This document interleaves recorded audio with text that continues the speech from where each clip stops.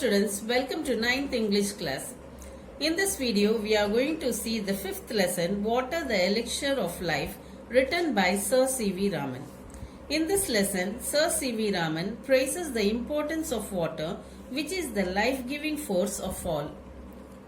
Man has through the ages sought in vain for an imaginary elixir of life, the divine Amrita, a draught of which was taught to confer immortality.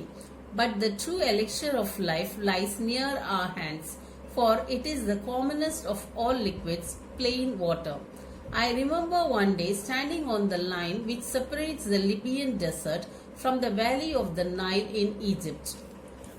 பல்லாயிரக்கணக்கான ஆண்டுகளாக மனிதன் கற்பனையாக கூறப்படும் சாவா மருந்தாகிய அமுதம் எனப்படும் தெய்வீக அமிர்தத்தை தேடிக்கொண்டிருக்கிறான். அந்த அமுதம் இரவாமையை நல்கக்கூடியது என்று கருதப்பட்டது. ஆனால் உண்மையான உயிர் வாழ உதவும் அமுதம் நமது கரங்களுக்கு அருகேயே இருக்கின்றது. அது திரவங்களில் மிகவும் சாதாரணமான ஒன்றாகும். சாதாரண தண்ணீர்தான் அது. லிபியா நாட்டு பாலைவனத்தையும் எகிப்தின் நைல் நதி பள்ளத்தாக்கையும் பிரிக்கக்கூடிய எல்லை கோட்டில் ஒரு நாள் நான் நின்று கொண்டிருந்தேன். On one side was visible a sea of billowing sand without a speck of green or a single living thing anywhere on it. On the other side lay one of the greatest, most fertile and densely populated areas to be found anywhere on the earth, teeming with life and vegetation. What made this wonderful difference? Why, it is the water of the river Nile flowing down to the Mediterranean from its sources a couple of thousands of miles away. அதன் ஒரு பக்கம் அலை அலையாய் உயர்ந்து நிற்கும் கடல் போன்று பரந்த நன்கு கண்ணுக்கு தெரிந்த மணல்வெளி. அங்கே ஒரு சிறிய பொட்டு போன்ற பசுமை கூட கிடையாது. அதன் மேல் எந்த ஒரு உயிரினமும் காணப்படவில்லை. ஆனால் அதன் மறுபக்கம் பூமியில் எங்கும் காண முடியாத அளவுக்கு மிகுந்த வளமும் மக்கள் நெருக்கமும் மிகுந்ததாக காணப்பட்டது. அங்கே உயிரினங்களும் தாவரங்களும் நிறைந்து காணப்பட்டன. அந்த விசித்திரமான காரணம் என்ன? மத்திய கடற்கரையில் அதன் தோன்றுமிடத்திலிருந்து சுமார் 2000 மைல் தூரம் கீழ் நோக்கி ஓடி வரும் நைல் நதியே இதற்கு காரணமாகும். Geologists tell us that the entire soil of the Nile Valley is the creation of the river itself, brought down as the finest silt in its floodwaters from the highlands of Abyssinia and from remote Central Africa, and laid down through the ages in the trough through which the Nile flows into the sea. Egypt, in fact, was made by its river. Its ancient civilization was created and is sustained by the life-giving waters which come down year after year with unfailing regularity. Nile நதி பள்ளத்தாக்கில் உள்ள எல்லா மண்ணும் இந்த ஆற்றினால் உருவாக்கப்பட்டது என்றும் அது அபிசீனியாவின் மேட்டு பகுதிகளில் இருந்தும் தொலைதூரத்தில் உள்ள மத்திய ஆப்பிரிக்காவில் இருந்தும் வெள்ளத்தால் அடித்து வரப்பட்ட மிக நுட்பமான வண்டல் கலந்த சேறு பகுதி என்றும் புவியியல் வல்லுநர்கள் கூறுகின்றனர். இது நைல் நதி கடலில் கலக்கும் போது வழியில் உள்ள பள்ளமான பகுதிகளில் படிய வைக்கப்பட்டது என்றும் அவர்கள் கூறுகிறார்கள். உண்மையிலேயே எகிப்து நாடானது அந்த ஆற்றினால் உருவாக்கப்பட்டதாகும். வருடந்தோறும் மாறாத ஒழுங்குமுறையுடன் வருகின்ற இந்த உயிரூட்டும் தண்ணீரால் எகிப்தின் பழங்கால நாகரீகம் உருவாக்கப்பட்டு இன்று வரை அது நிலைநிறுத்தப்பட்டு வருகிறது. I give this example and could give many others to emphasize that this common substance which we take for granted in our everyday life is the most potent and the most wonderful thing on the face of our earth. It has played a role of vast significance in shaping the course of the Earth's history and continues to play the leading role in the drama of life on the surface of our planet. இந்த சாதாரண பொருளை நமது அன்றாட வாழ்வில் நாம் அவசியமானது என்று ஏற்றுக்கொண்டிருக்கிறோம். இந்த நீர் நமது பூமியின் மேற்பரப்பில் வலிமை மிக்கது, மிகவும் அதிசயிக்க தகுந்தது. இதற்காகவே இந்த எடுத்துக்காட்டை நான் கூறினேன். இதை வலியுறுத்த இன்னும் அநேக எடுத்துக்காட்டுகளை என்னால் கூற முடியும். பூமியின் வரலாற்று பாதையை உருவாக்குவதில் இது மிக முக்கியமான பங்கை வகிக்கிறது. நமது கோளின் மேற்பரப்பு முழுவதும் நடைபெற்று கொண்டிருக்கும் உயிர் வாழ்க்கை நாடகத்தில் தண்ணீர் தொடர்ந்து மிக முக்கியமான பங்கு வகித்துக் கொண்டிருக்கிறது. There is nothing that adds so much to the beauty of the countryside as water, be it just a little stream trickling over the rocks or a little pond by the wayside where the cattle quench their thirst of an evening. The rain-fed tanks that are so common in South India, alas, often so sadly neglected in their maintenance, are a cheering sight when they are full. தண்ணீரை போல கிராமப்புறங்களுக்கு அழகூட்டும் ஒன்று வேறு எதுவும் கிடையாது. அது பாறைகளின் மேல் கசிந்தோடும் சிறிய ஓடையாக இருக்கலாம், அல்லது மாலை நேரத்தில் கால்நடைகள் தங்கள் தாகத்தை தணித்துக் கொள்ளும் பாதையோரத்தில் உள்ள சிறியதொரு குளமாக இருக்கலாம்.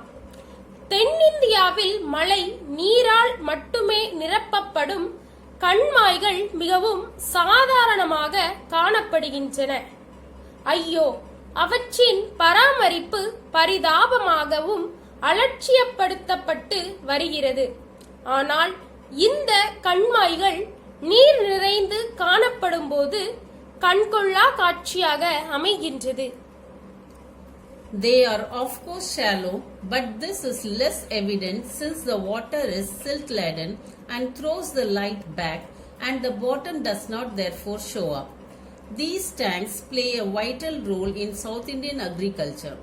Some of these tanks are surprisingly large, and it is a beautiful sight to see the sunrise or set over one of them. Water in a landscape may be compared to the eyes in a human face. It reflects the mood of the hour, being bright and gay when the sun shines, turning to dark and gloomy when the sky is overcast. நிச்சயமாக அவை ஆழமற்றவை. ஆனால் இந்த ஆழமற்ற தன்மை அரிதாகவே நமக்கு தென்படுகின்றது. ஏனெனில் இதில் உள்ள நீர் சேறு படிந்திருப்பதால் அது ஒளியை எதிரொலித்து விடுகிறது. எனவே இந்த கண்மாயின் அடிப்பகுதி வெளியே தெரிவதில்லை. தென்னிந்திய விவசாயத்தில் இந்த கண்மாய்கள் ஒரு முக்கியமான பங்கு வகிக்கின்றன. இந்த கண்மாய்களில் சில வியக்கத்தக்க அளவில் பெரியதாக இருக்கின்றன. அவற்றின் மேல் கதிரவன் உதிப்பதும் மறைவதும் மிக அழகான காட்சியாகும். இயற்கை நில காட்சியில் தண்ணீரானது ஒரு மனித முகத்தில் உள்ள கண்களுக்கு ஒப்பிடக்கூடியதாக உள்ளது. அது அதன் நேரத்தில் மனநிலையை பிரதிபலிக்கிறது. கதிரவன் ஒளிரும் போது பிரகாசமாகவும் மகிழ்ச்சியுடனும் காணப்படுகின்றது. வானம் மேகமூட்டத்துடன் இருக்கும்போது அது இரண்டு கவலை தோய்ந்ததாக காணப்படுகிறது. One of the most remarkable facts about water is its power to carry silt or finely divided soil in suspension. This is the origin of the characteristic color of the water in rain-fed tanks. This color varies with the nature of the earth in the catchment area and is most vivid immediately after a fresh inflow following rain. Swiftly flowing water can carry fairly large and heavy particles. தண்ணீரை பற்றி குறிப்பிடத்தக்க உண்மைகளில் மிக முக்கியமான ஒன்று அது தன்னுடன் சேற்றையும் மிக நுட்பமான மணலையும் தனக்குள் தொங்கலாக சுமந்து வருவதாகும். மழை நீரால் நிரப்பப்படும் கண்மாய் தண்ணீர் ஒரு தனி சிறப்புள்ள வண்ணம் பெறுவதற்கு அது ஆதாரமாக அமைகின்றது. நீர்பிடிப்பு பகுதியில் உள்ள மண்ணின் தன்மைக்கேற்றவாறு அங்கு வரும் நீரின் நிறம் மாற்றமடைகிறது. மழையை தொடர்ந்து புது நீர்வரத்து ஏற்படும் போது இந்த வண்ணம் மிகவும் பளிச்சென தெரியும். விரைந்து ஓடும் நீரானது ஓரளவு பெரிய மற்றும் கனமான துகள்களை தன்னுடன் கலந்து வருகிறது. The finest particles, however, remain floating within the liquid in spite of their greater density and are carried to great distances. Such particles are, of course, extremely small, but their number is also great, and incredibly large amounts of solid matter can be transported in this way. மிக நுட்பமான சில துகள்கள் அதிக அடர்த்தி கொண்டிருந்தாலும் இவை நீரில் மிதந்து கொண்டே செல்கின்றன. இவை நெடுந்தூரத்திற்கு நீரால் இழுத்து செல்லப்படுகின்றன. இத்தகைய துகள்கள் மிகவும் சிறியதானவை, ஆனால் இவற்றின் எண்ணிக்கை அதிகமாக இருப்பதால் நம்ப முடியாத அளவில் அதிக திட பொருட்கள் இப்போது தண்ணீரின் மூலம் இவ்வாறு இடம்பெயர செய்யப்படுகின்றன. When silt-laden water mixes with the salt water of the sea, there is rapid precipitation of the suspended matter. This can be readily seen when one travels by steamer down a great river to the deep sea. The color of the water changes successively from the muddy red or brown of silt through varying shades of yellow and green, finally to the blue of the deep sea. சேறு கலந்த தண்ணீர் கடலில் உள்ள உப்பு நீருடன் கலக்கும் போது அங்கு தொங்கி செல்லும் பொருட்கள் விரைவான வீழ் படிவாக மாறிவிடுகின்றன. ஒருவர் நீராவி கப்பல் மூலம் ஒரு பெரிய ஆற்றிலிருந்து ஆழமான கடலுக்குள் பயணம் சென்றால் இதனை எளிதில் காண முடியும். நீரின் நிறம் அடுத்தடுத்து மாறுகின்றது. இந்த நிறம் சேறு கலந்த சிவப்பு அல்லது சேற்றின் பழுப்பு நிறத்திலிருந்து மஞ்சள், பச்சை என்ற வெவ்வேறு நிறங்களாக மாறி இறுதியில் ஆழ்கடலின் நீல நிறமாக மாறுகின்றது. That great tracts of land have been formed by silt thus deposited is evident on an examination of the soil in alluvial areas. Such land, consisting as it does of finely divided matter, is usually very fertile. வண்டல் மண் பகுதிகளை ஆராய்ந்தால் இவ்வாறு சேறு கலந்த மண் படிவாக படிந்திருப்பது தெளிவாக தெரிய வரும். அப்படிப்பட்ட நிலம் நுண்துகள்களால் ஆன நிலப்பரப்பு வழக்கமாக மிகுந்த வளமுள்ளதாக இருக்கும். The flow of water has undoubtedly played a great part and a beneficent one in the geological processes by which the soil on the earth's surface has been formed from the rocks of its crust. The same agency, however, under appropriate conditions, can also play a destructive part and wash away the soil, which is the foundation of all agriculture, and if allowed to proceed unchecked, can have the most disastrous effect on the life of the country. புவியின் மேற்பரப்பில் உள்ள மண்ணானது பாறைகளின் மேற்பரப்பில் இருந்து புவியியல் முறைகள் மூலம் உருவானதாகும். இதில் ஓடும் நீர் சந்தேகத்திற்கிடமின்றி ஒரு முக்கியமான நன்மை தரும் பங்கு வகித்து வருகிறது. ஆனால் இதே காரணி பொருத்தமான சூழ்நிலைகளில் அழிவை ஏற்படுத்தும் வேலையையும் செய்துவிடும். விவசாயத்திற்கு அடிப்படையான மண்ணை அது அரித்து கொண்டு சென்றுவிடும். இதை தடுத்து நிறுத்தாமல் அப்படியே செல்ல அனுமதித்தால் அது ஒரு நாட்டின் வாழ்க்கையையே அழித்துவிடும். The problem of soil erosion is one of the serious import in various countries and especially in many parts of India. The conditions under which it occurs and the measures by which it can be checked are deserving of the closest study. மண்ணரிப்பு என்ற பிரச்சனை பற்பல நாடுகளில் மிக முக்கியமான ஒன்றாக கருதப்படுகின்றது. குறிப்பாக இந்தியாவின் பல பகுதிகளில் மண்ணரிப்பு ஏற்படும் நிலைமைகள், அதை தடுக்கும் வழிமுறைகள் போன்றவை மிகவும் கவனமாக ஆராய தகுதியானவை. Soil erosion occurs in successive steps, the earliest of which may easily pass unnoticed. It is the later stages, the cutting up and washing away of the earth, is only too painfully apparent in the formation of deep gullies and ravines, which make all agriculture impossible. Sudden bursts of excessively heavy rain resulting in a large run of surplus water are the principal factors in causing soil erosion. மண்ணரிப்பு அடுத்தடுத்து தொடர்ந்து வரும் நிலைகளில் ஏற்படுகிறது. அது ஆரம்பத்தில் எளிதில் கண்டுகொள்ளாமல் விடப்படுகின்றது. இதற்கு அடுத்த நிலைகளில் தரைப்பகுதி வெட்டப்படவும் மண் அரித்து செல்லப்படுவதும் வேதனையளிக்கக்கூடிய வகையில் வெளிப்படையாக தெரிய வருகிறது. மண் அரிப்பால் நிலத்தில் ஆழமாக அரிக்கப்பட்ட கால்வாய்களும் செங்குத்து பள்ளத்தாக்குகளும் உருவாக்கப்படுகின்றன.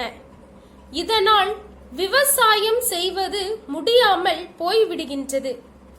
அதிகமான கனமழை திடீரென வெளுத்து வாங்குவதால் தேவைக்கு அதிகமான தண்ணீர் பெருக்கெடுத்து ஓடுவது மண்ணரிப்பிற்கு முக்கியமான காரணமாகும்.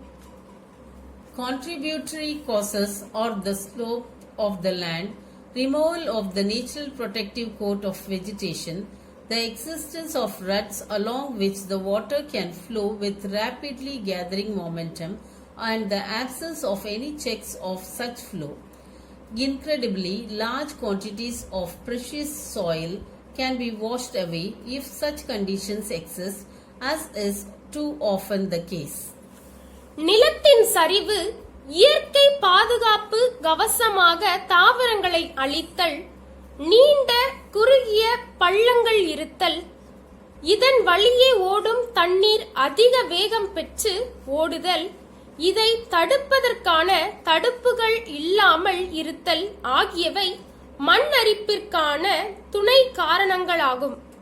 இத்தகைய நிலைமைகள் உண்டானால் நம்ப முடியாத அளவு விலை மதிப்பற்ற மண் அரித்து செல்லப்பட்டுவிடும். இதுதான் அதிகம் நடைபெற்றும் வருகிறது. The menace which soil erosion presents to the continuance of successful agriculture is an alarming one in many parts of India, calling urgently for attention and preventive action. The terracing of land, construction of bunds to check the flow of water, the practice of contour cultivation and the planting of appropriate types of vegetation are almost the measure that have been suggested. வெற்றிகரமான தொடர்ச்சியான விவசாயத்திற்கு மண்ணரிப்பு ஏற்படுத்தும் ஓர் ஆபத்து இந்தியாவின் பல பகுதிகளில் பெரும் அச்சத்தை ஏற்படுத்தியுள்ளது. எனவே இதில் நாம் உடனடியாக கவனம் செலுத்துவதுடன் தடுப்பு நடவடிக்கைகளையும் எடுக்க வேண்டும். நிலத்தில் உயரமான சமதளம் அமைத்தல், தண்ணீர் ஓடுவதை தடுக்க சிறிய கரங்களை அமைத்தல், நில வளைவுகளுக்கேற்ற சாகுபடி, பொருத்தமான தாவர வகைகளை நடுதல் போன்றவற்றை மண்ணரிப்பு தடுக்கும் சில முறைகளாகும். It is obvious that the aim should be to check the flow of water at the earliest possible stage before it has acquired any appreciable momentum and correspondingly large destructive power. முடிந்த அளவு விரைவில் ஆரம்ப நிலையிலேயே தண்ணீரின் ஓட்ட ஓட்டத்தை தடுத்து நிறுத்துவதே நமது குறிக்கோளாகும். இல்லாவிட்டால் ஓடும் நீர் குறிப்பிடத்தகுந்த வேகம் பெற்று அதற்கேற்றவாறு மிக அதிக அழிவு சக்தியை ஏற்படுத்திவிடும் என்பது வெளிப்படையாக தெரிந்த ஒன்றாகும். Water is the basis of all life. Every animal or plant contains a substantial proportion of free or combined water in its body, and no kind of physiological activity is possible in which the fluid does not play an essential part. Water is, of course, necessary for animal life, while moisture in the soil is equally imperative for the life and growth of plants and trees, though the quantity necessary varies enormously with the species. The conservation and utilization of water is thus fundamental for human welfare. எல்லா உயிர் வாழ்க்கைக்கும் தண்ணீர் அடிப்படையான ஒன்று. ஒவ்வொரு விலங்கு, தாவரம் ஆகியவற்றின் உடலிலும் அதிக அளவில் தண்ணீர் தனித்தோ கூட்டாகவோ கலந்து காணப்படுகின்றது. பாய்பொருள் முக்கிய பங்கு வகிக்காத எந்த உடலியல் செயல்பாடும் கிடையாது. விலங்குகள் உயிர் வாழ நிச்சயமாக தண்ணீர் தேவை. செடிகள், மரங்கள் ஆகியவை உயிர் வாழவும் வளரவும் மண்ணில் ஈரம் இருப்பதே அதிக அளவு முக்கியத்துவமாக இருக்கிறது. ஆனால் இனத்திற்கேற்றவாறு தேவைப்படும் நீரின் அளவு அதிக அளவில் வேறுபடுகின்றது. நீரை பாதுகாத்து வைப்பதும் பயன்படுத்துவதும் மனிதகுல நன்மைக்கு இவ்வாறு அடிப்படையாக அமைகின்றது. Apart from artesian water, the ultimate source in all cases is rain or snowfall. Much of Indian agriculture depends on seasonal rainfall and is therefore very sensitive to any failure or irregularity of the same.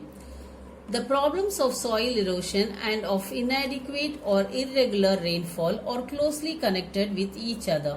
It is clear that the adoption of techniques preventing soil erosion would also help to conserve and keep the water where it is wanted, in other words, on and in the soil, and such techniques therefore serve a double purpose.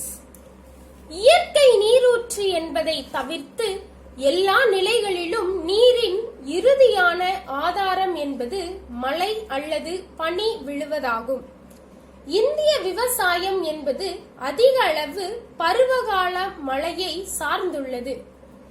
மழை பெய்து விடுவது, ஒழுங்கற்ற முறையில் பெய்வது நமது விவசாயத்தை எளிதில் பாதிக்கக்கூடும். மண் அரிப்பும் குறைவாக அல்லது ஒழுங்கற்ற மழையும் ஒன்றுக்கொன்று நெருங்கிய தொடர்புடையவை. மண்ணரிப்பை தடுக்கும் தொழில் முறைகளை மேற்கொள்வது என்பது தண்ணீரை சேமித்து பாதுகாத்து எங்கு தேவைப்படுகிறதோ அங்கு அதனை பயன்படுத்துவதாகும். வேறு விதமாக கூறினால் இதுவே மண்ணின் மேலும் கீழும் நீரை சேமிப்பதாகும். இத்தகைய தொழில் முறைகளை பயன்படுத்துவது இரு வழிகளில் பயன் தரும். It is evident, however, that in a country having only a seasonal rainfall, an immense quantity of rainwater must necessarily run off the ground. The collection and utilization of this water is, therefore, of vital importance. Much of it flows down into the streams and rivers and ultimately finds its way to the sea. பருவகால மழையை மட்டும் பெறுகின்ற ஒரு நாட்டில் அதிக அளவு மழை நீர் தரையின் மேல் தேவையின்றி வழிந்தோடி விடுகின்றது. எனவே இந்நீரை சேகரிப்பதும் பயன்படுத்துவதும் மிக முக்கியமான ஒன்றாகும். நீரின் பெருகும் பகுதி ஓடைகளிலும் ஆறுகளிலும் பாய்ந்து சென்று கடலை அடைந்து விடுகின்றன. Incredibly, large quantities of the precious fluid are thus lost to the country. The harnessing of our rivers, the waters of which now mostly run to waste, is a great national problem which must be considered and dealt with on national lines.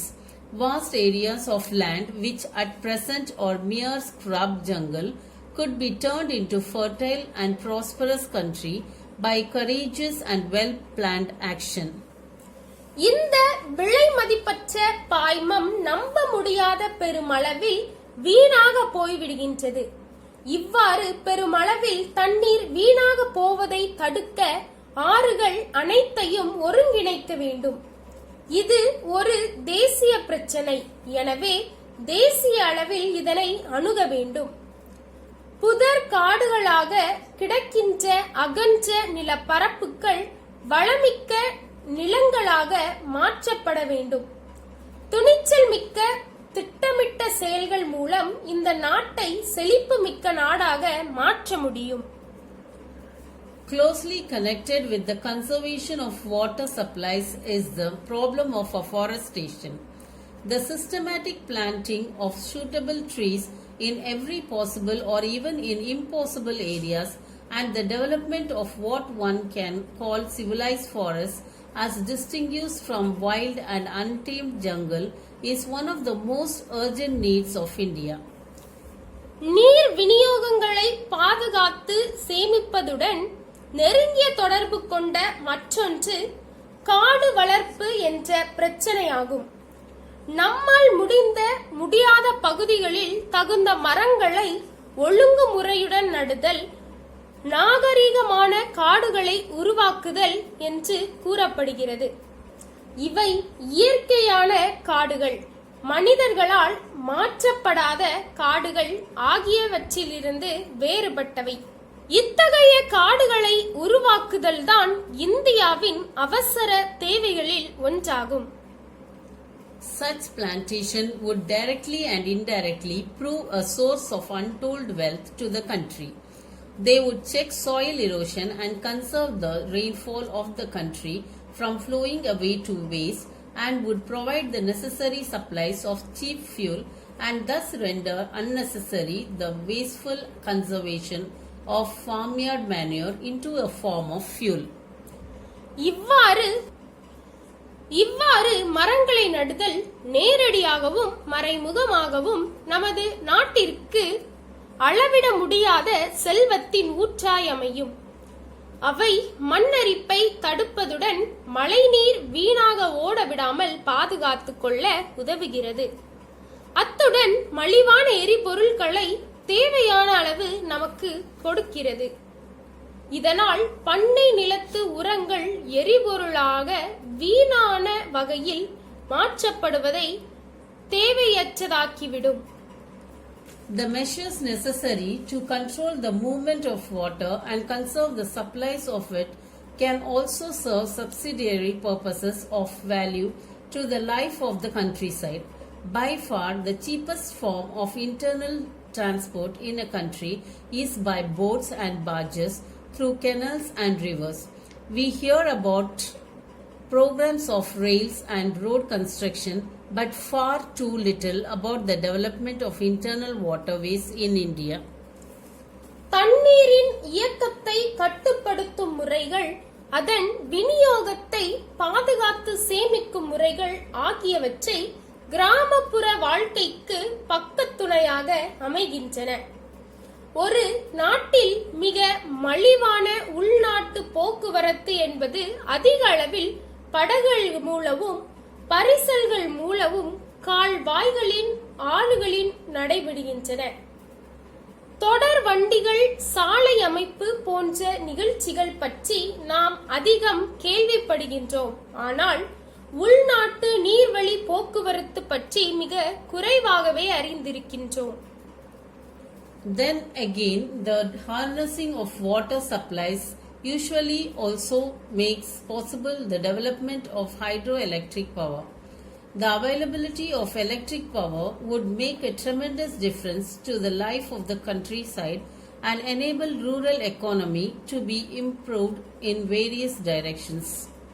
மேலும் நீர் விநியோகத்தை ஒருமுகப்படுத்துவதால் நீர் மின்சாரம் தயாரிப்பது சாத்தியமாகின்றது. இவ்வாறு மின்சக்தி கிடைப்பது கிராமப்புற வாழ்க்கையில் மிக பெரிய மாற்றங்களை ஏற்படுத்தக்கூடும். இதனால் கிராமப்புற பொருளாதாரம் பற்பல திசைகளில் முன்னேற்றமடையும்.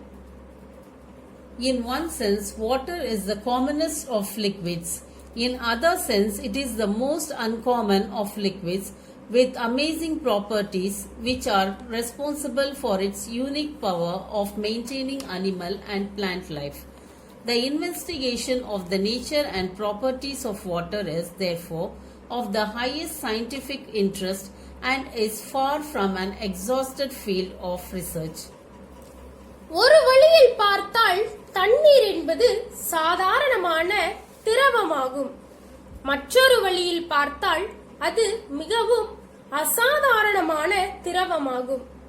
இதற்கு அற்புதமான தன்மைகள் பற்பல உள்ளன. விலங்குகள், தாவரங்கள் ஆகியவற்றை உயிரோடு நிலைத்திருப்பதில் தண்ணீருக்கு தனிப்பட்ட சக்தி உண்டு. தண்ணீரின் இயல்பு, அதன் பண்புகள் ஆகியவற்றை ஆராய்வது அதிக அளவு அறிவியல் ஆர்வத்தை தூண்டும் ஒன்றாகும். இது இன்றும் முழுமையாக முடிக்கப்படாத ஆய்வுக்குரிய ஒரு துறையாகும். தேங்க்ஸ் ஃபார் வாட்சிங்.